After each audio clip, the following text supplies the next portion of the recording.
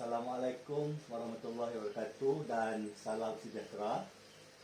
Nama saya Cikgu Mazuki bin Harun dari SMK Jitra. Telah diamanahkan untuk membincangkan soalan tajuk kadar tidak balas. Okey. Jadi tidak perlu membuang banyak masa, kita teruskan dengan soalan yang telah diberikan kemarin ya. Okey, saya harap pelajar-pelajar telah menyiapkan soalan-soalan yang telah diberikan kemarin oleh Cikgu Hairul. Jadi hari ini kita boleh bincangkanlah.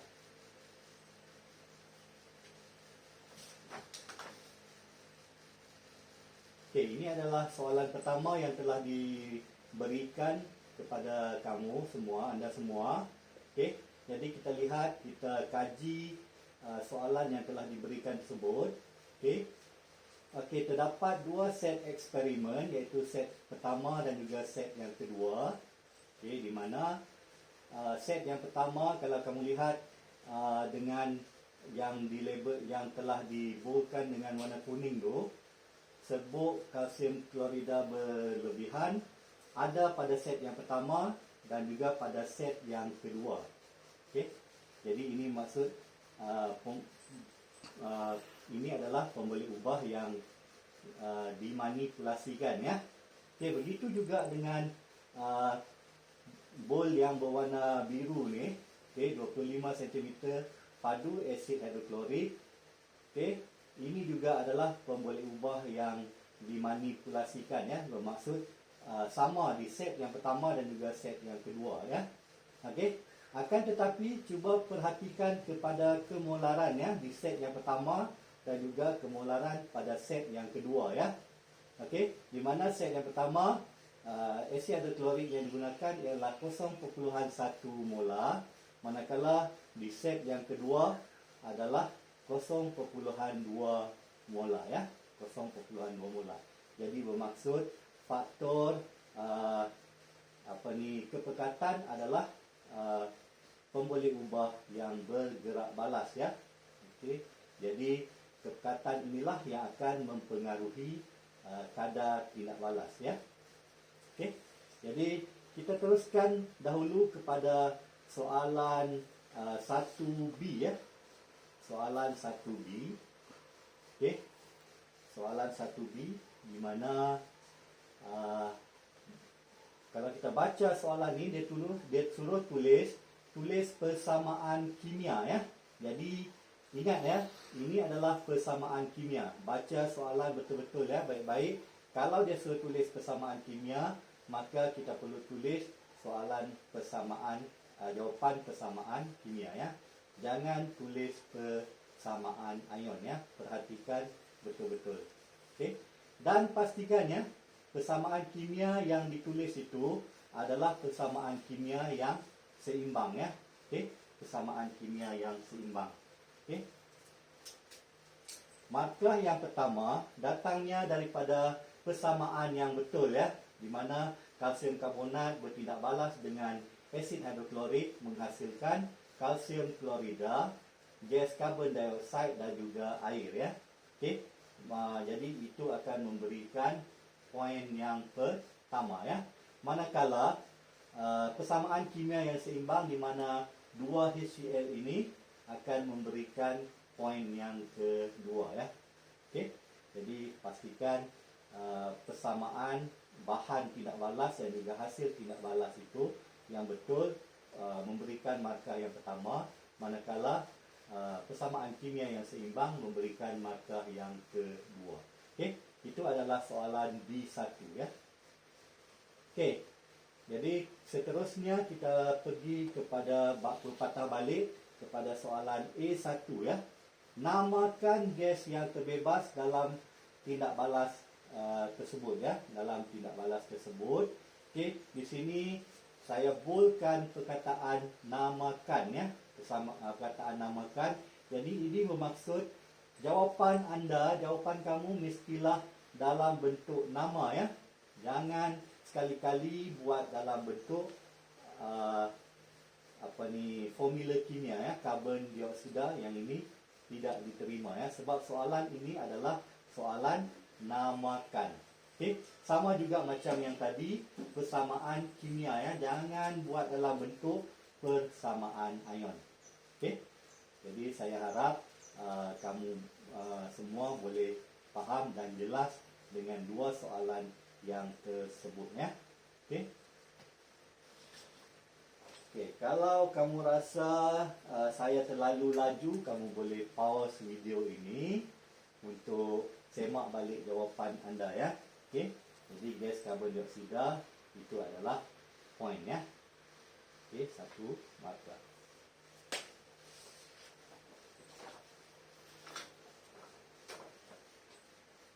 Okey, seterusnya kita teruskan kepada soalan A2 ya. A2, bagaimanakah anda dapat mengesahkan gas yang dinyatakan dalam A ya. Jadi kita tahu tadi yang dinyatakan dalam A itu ialah gas karbon dioksida ya. Jadi bagaimana anda mengesahkan gas yang dinyatakan dalam A ya. Okey, ini saya nak tegaskan di sini. Ramai pelajar akan kehilangan markah ya, sebab semua tahu bahawa air kapur akan menjadi jernih apabila gas karbon dioksida dialirkan ke dalamnya ya.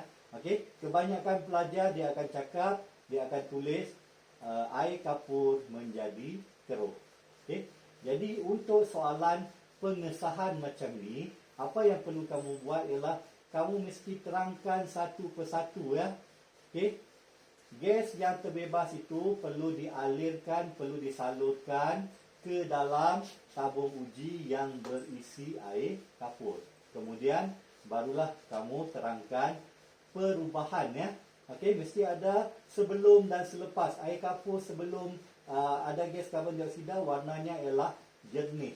Okey, setelah gas karbon dioksida dialirkan ke dalamnya, dia akan menjadi keruh. Okey, jadi perkataan jernih kepada keruh itu adalah satu benda yang penting ya. Air kapur yang jernih menjadi keruh itu adalah benda yang penting. Kemudian yang saya warnakan dengan berwarna biru ni, yang tulisan biru ni, okey, ini adalah benda yang perlu juga ditulis ya. Kalau nak buat jawapan yang penuh macam ni, ini lagi baiklah. Okey, ini lagi baik. Okey, jadi tidak boleh kehilangan markah ya. Okey. Kalau nak ringkas, pastikan ada perkataan alirkan gas yang terbebas ke dalam tabung uji berisi air kapur. Air kapur yang jernih bertukar menjadi keruh ya. Okey, jadi cukup setakat itu. Okey. Kalau nak buat ayat yang penuh macam saya ni, ini lagi baiklah. Okey. Okey, seterusnya kita pergi kepada soalan yang seterusnya.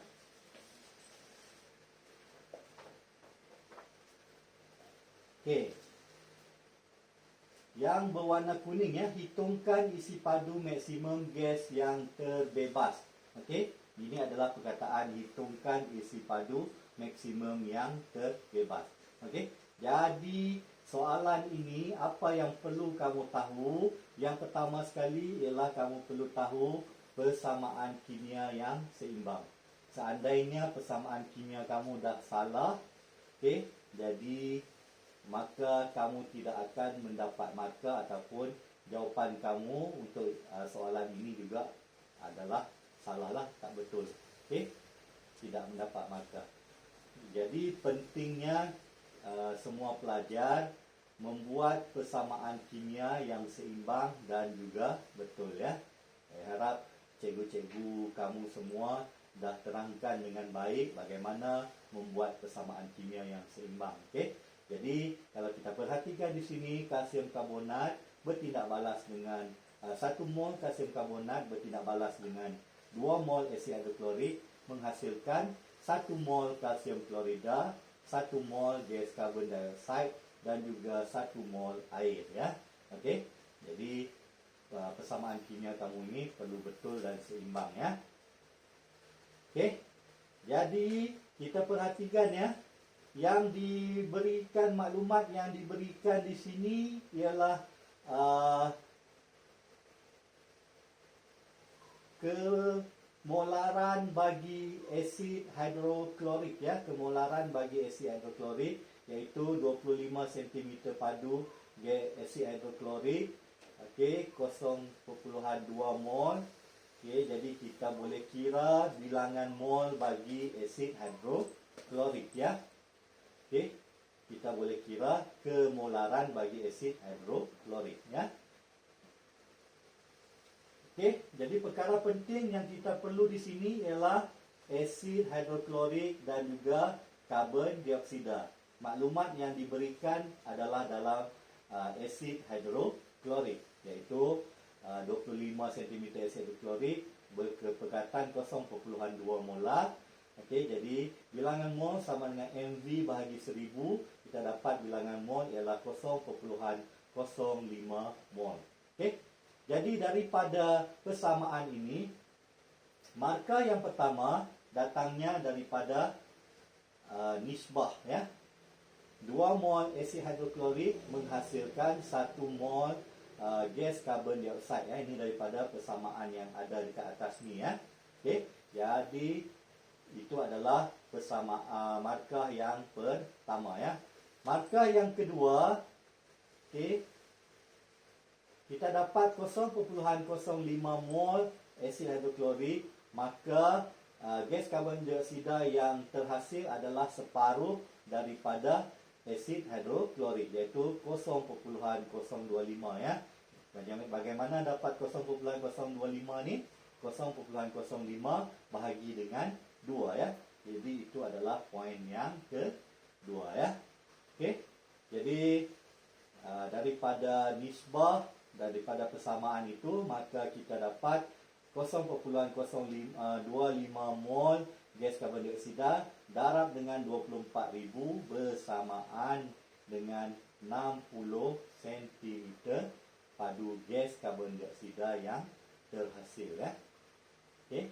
Jadi saya harap pelajar-pelajar jelas dengan benda tu ya. Okey. Jelas dengan soalan ini ya. Okey.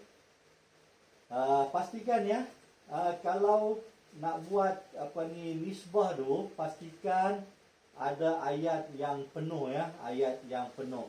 Okey, ada ayat yang penuh bermaksud 2 mol asid hidroklorik menghasilkan 1 mol gas karbon dioksida. Lepas tu barulah kita boleh buat nisbah yang macam ni ya.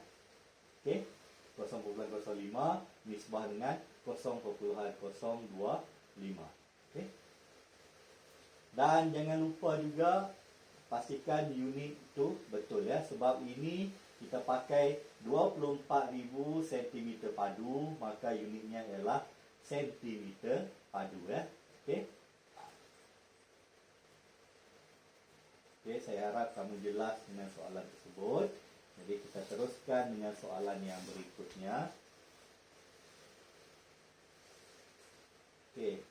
Jadual di bawah menunjukkan isi padu gas yang dibebaskan pada 30 saat yang pertama ya, di mana set yang pertama 15 cm padu gas yang terbebas, set yang kedua adalah 30 cm padu gas yang terbebas ya. Okey, jadi semua kita tahu kadar tindak balas purata sama dengan isi padu gas yang terhasil dibahagikan dengan massa ya. Jadi kalau kita lihat kepada set yang pertama sebanyak 15 cm padu, jadi 15 cm padu bahagi dengan massa iaitu 30 saat, jadi bahagi dengan 30 saat. Jadi jawapannya ialah 0.5 cm padu per saat. Okey. Manakala yang ini kadar tindak balas purata. Untuk eksperimen yang kedua pula kita ada 30 cm padu bahagi dengan 30 saat, maka jawapannya ialah 1.0 cm padu per saat. Okey, ini adalah poin yang kedua. Ini adalah poin yang pertama ya. Okey. Jadi saya harap anda semua jelas dengan jawapan tersebut. teruskan dengan soalan C2 ya. C2.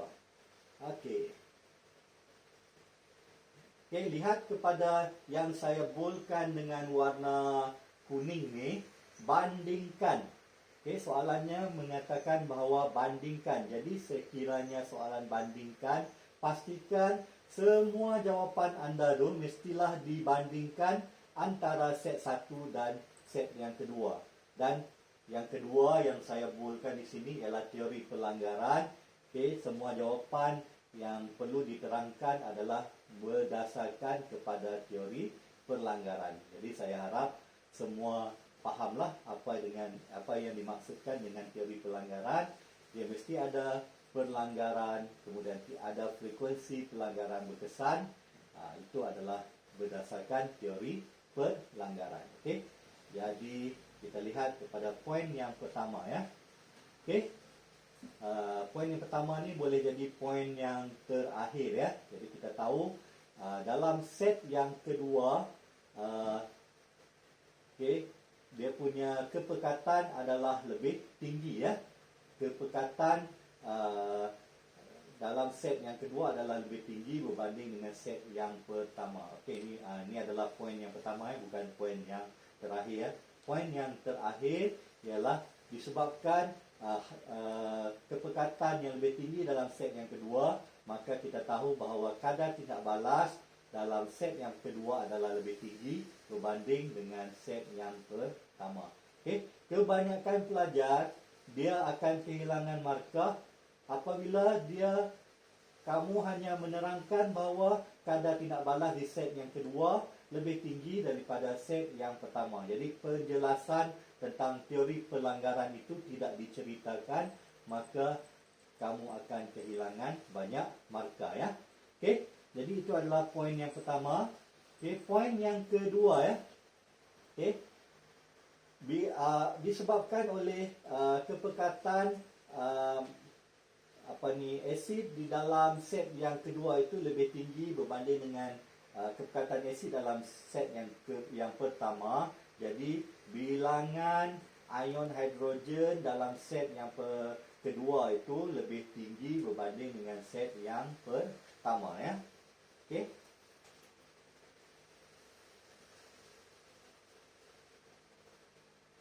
Bilangan ion hidrogen dalam set yang kedua lebih tinggi berbanding dengan set yang pertama disebabkan oleh perbezaan kepekatan ya.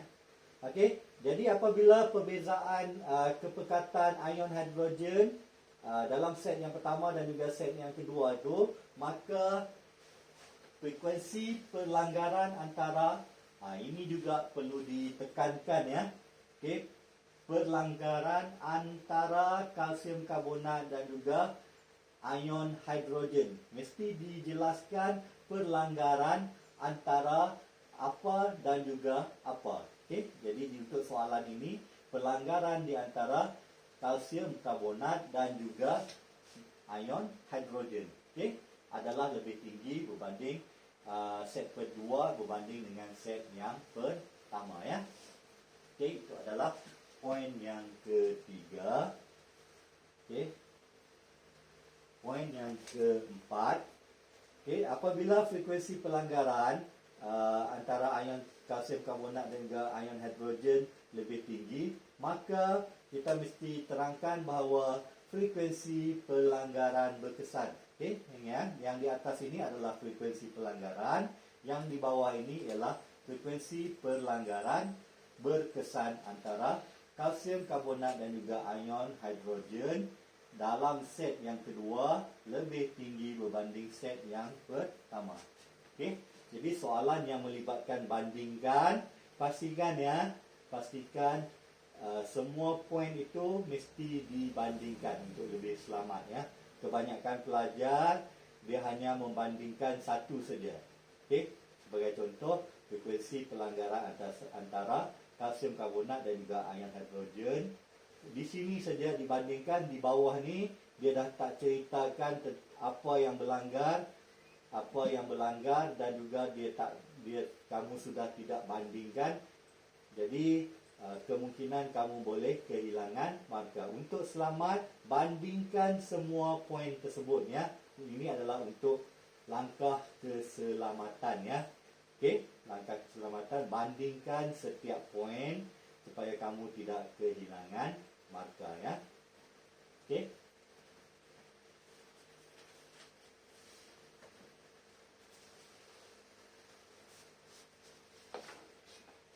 Okey. Jadi ini balik kepada soalan tadi ya. Kita lihat kepekatan bagi asid hidroklorik set 1 ialah 0.1, set yang kedua 0.2 mol ya.